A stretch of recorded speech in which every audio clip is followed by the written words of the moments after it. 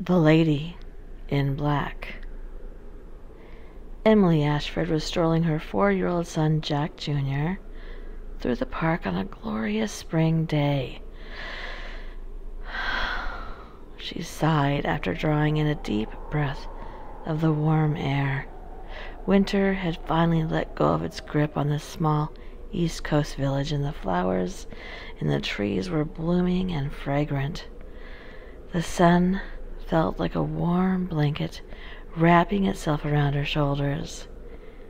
She took the ponytail band from off of her wrist and quickly, like she'd done 1,000 times before, gathered up her hair and placed it in the band.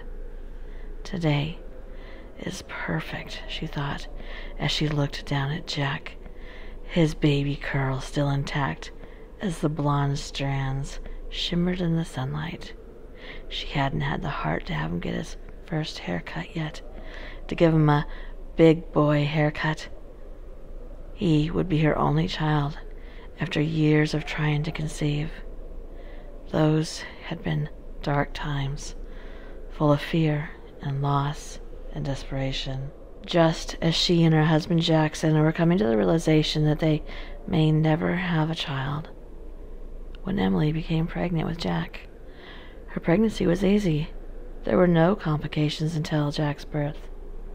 When there were complications, ones that left Emily unable to ever conceive or carry another child. But Jack was an angel. He was such a calm baby, and as a toddler and a small child, he was loving and caring and bright. When they got to the park, most of the other pre-K moms were already there, and she was thrilled to see her friends. Although they called themselves pre-K moms, none of their children were actually attending pre-K. They had formed a little mom group that preferred to take their children to museums, and science centers, to Lego City, or just plain park days, where they could run and play, getting both exercise and using up all of their excess energy, while the moms caught up and gossiped. This was Emily's favorite day. Adult conversation and a tired little boy who would go home, hop into his parents' bed, call for his mom, and as she cuddled him, they'd both get in a little nap. She took Jackson out of the stroller. Although he was probably too big for a stroller, it was easiest to bring him in one because she was also bringing their lunch, a snack, and their drinks too. "Hey," called Emily. "Hey," called back the four of them, Katie, Lotus, Kelly, and Iman, her best friends. Before long, the women were animatedly talking about Katie's neighbor, a handsome single father, when Lotus's daughter, Lyric, walked up to her mom, and she had tears streaming down her face. "What's wrong, sweet pea?" asked Lotus. The other moms, instinctively looking for their own offspring, had been pushed Lyric again. "Oh, I hope Kelsey didn't say something mean," etc. When Lyric meekly asked, "Why did Jack have to leave, Mommy?" Lotus quickly glanced at Emily. Emily was still trying to locate Jack. "What do you mean that Jack left? Jack's mommy is here, see? Emily is right here." And she reached out and patted Emily's knee as Emily quickly stood up. "No, a woman came and took Jack. Mama, she did," insisted Lyric. Emily couldn't see Jackson. He must be in the slide, she thought as she walked, then ran to the slide. It was empty. "Jack! Jackson Bradley! Come here right now!" she yelled. By this time, the other moms were on their feet and moving toward the playground. "Kelsey? Graham? Elizabeth!" they called out, and the pre-Ks came running out of the play area. "Hey, guys," started Katie. "Where's Jack?" "I don't know," said Elizabeth, her fingers in her mouth. "The lady took him for his walk," said Kelsey, generally known as the den mother of the kids, even though she was their same age. "What lady, Elizabeth?" asked Iman. "Lizzie? Lizbug," started Emily. "Look at me, sweetheart. What lady?"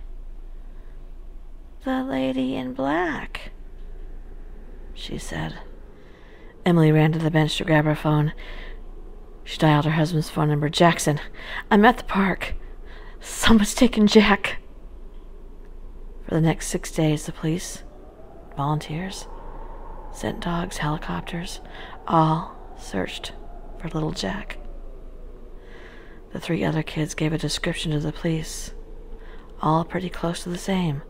A lady wearing a long black dress and something like a napkin you can see through over her face. She looked like the witch in the cartoon, or like Daddy's second old grandma, or like that time we made dried apples. Long gray hair. 3 months later, some squatters found the remains of Jack in an old stone cabin 17 miles away. No cause of death could be determined. Emily now spent most days in the house walking from room to room. She looked like a shadow of her former self. She was gaunt and pale and empty-eyed. Her husband was greatly concerned about his wife's health. Her friends tried to help her, but nothing could break through this unbearable sadness. One night, as Emily sat in Jack's room, holding his favorite shirt, trying to catch just a hint of his scent, she felt a familiar warmth, the kind that warms your heart and brings a smile to your lips. "Mommy?" She was confused. "Mommy?" She felt Jack's presence, his warmth. She hasn't felt anything for months. And his voice? "Mommy?" Yes. His voice? "Mommy?" Emily jumped up and looked out the window. When Jack was a newborn, Jackson had placed an old-fashioned wooden rope swing in the branch of the largest elm tree in the backyard. The porch light was illuminating the swing, and there he was, Jack, on the swing, slowly pumping his legs like she'd taught him, and swinging back and forth, back and forth. Emily began to run down the stairs and outside, and as she did, she called out for Jackson. "Jackson! Jackson! He's here!" Jackson Ashford was startled awake in the early morning hours. When he first opened his eyes, he was unsure what had woke him up. He looked at the other side of the bed and saw that, once again, Emily wasn't beside him in bed. Then he heard it. His wife was yelling his name. "Jackson!" He ran to the window. As he heard the back door slam closed, he saw his wife run to the swing, yelling, "He's here! He's here!" She dropped to her knees in front of the swing that he'd made for Jack in what felt like another lifetime ago. She began to push the swing back and forth. She was laughing and crying wildly. Emily knelt down in front of the swing that held her son. She was overwhelmed with joy and found herself crying and laughing with her overwhelming emotion. Jack was smiling and giggling, and then he whispered something to Emily, and she couldn't quite hear what he was saying. "What, sweetheart?" she asked him, as she leaned in closer. Again, he whispered, "She's here, Mommy. She's here." As Jackson watched, It all happening so quickly as his sleepy mind was trying to process what he was watching. He saw Emily stop the swing and lean towards it. Then, out of the corner of his eye, he spotted a woman. A woman dressed in a black dress that was seemingly floating off of the ground as if the wind were billowing it up. Her face covered by a veil. He began pounding on the window, yelling to Emily. A strong wind picked up and was howling around Emily's ears, and it was so loud. And then suddenly, and without warning, she felt as if someone had wrapped their arms around her waist. The grip felt like a vice, cutting off her breath and jerking her backwards into the woods surrounding the house. Everything went black. Jackson ran down the stairs, skipping most of them. When he got to the back door, he grabbed the handle to swing it open as quickly as he could, but it wouldn't budge.